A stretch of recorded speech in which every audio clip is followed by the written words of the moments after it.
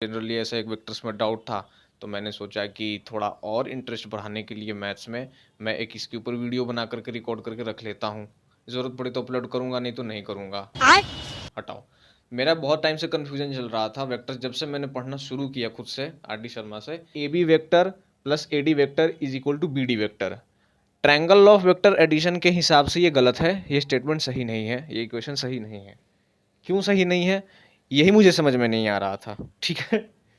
और ये मुझे नीचे वाला भी नहीं समझ में आ रहा था, जो कि एक्चुअली सही है। ये वाला जो इक्वेशन है, A B vector plus B D vector is equal to A D vector, ये क्यों सही है ट्रायंगल ऑफ वेक्टर एडिशन के हिसाब से, मुझे ये भी नहीं समझ में आ रहा था। बैगन। मैं बस मान लेता था कि चलो ये लिखा है तो ये होगा, ये लिखा है तो ये होगा, बस मान लेंगे। मेरे को बहुत टाइम से ऐसा इरिटेशन हो रहा था, अंदर से खुजली हो रही थी कि अरे ये बार बार आ रहा है ट्रायंगल ऑफ वेक्टर एडिशन, मैं लगा रहा हूँ ये, लेकिन लिखा हुआ है ये, मैच नहीं कर रहा था क्योंकि मुझे समझ में नहीं आया था।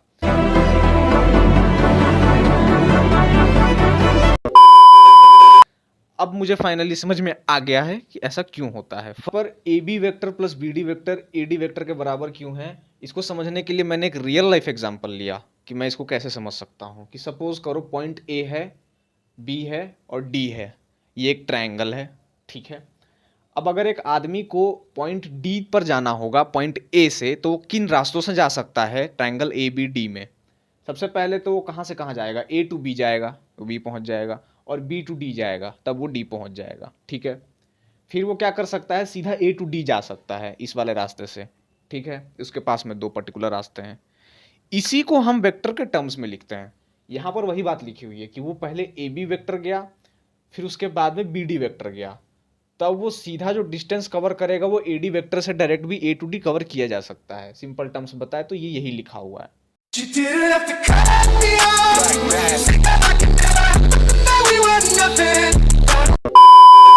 ठीक है, मेरा प्रॉब्लम ये था कि यही क्यों है, मतलब कि ये क्यों नहीं हो सकता है, जो कि मैं पहले गलत लिखा करता था।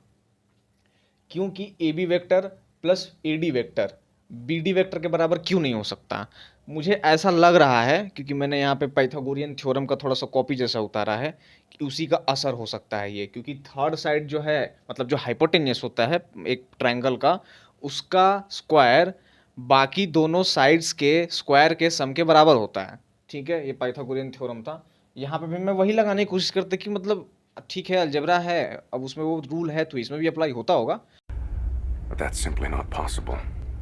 Why isn't it possible? It's just not. Why not, you stupid bastard? लेकिन ऐसा हो नहीं रहा था ट्रायंगल ऑफ वेक्टर एडिशन की वजह से। तो मैंने इसको ऐसे समझा कि नीचे वाला तो आदमी वाला केस सफल हो गया, अब दूसरे वाले में क्या आर्गुमेंट दूं कि ये वाला गलत साबित हो जाए, क्योंकि पहले वाले को तो हमने सही साबित कर दिया। तो अगर ये सही है और ये भी सही है तब तो ये गलत हो जाएगा, क्योंकि अगर ये सही है तो ये गलत होना चाहिए, लेकिन अगर ये सही है और ये भी सही है तो ये गलत हो जाएगा फिर नीचे वाला। तो इसलिए मैंने इसको राह पे चला गलत साबित करने का। अब इसको गलत साबित करते हैं।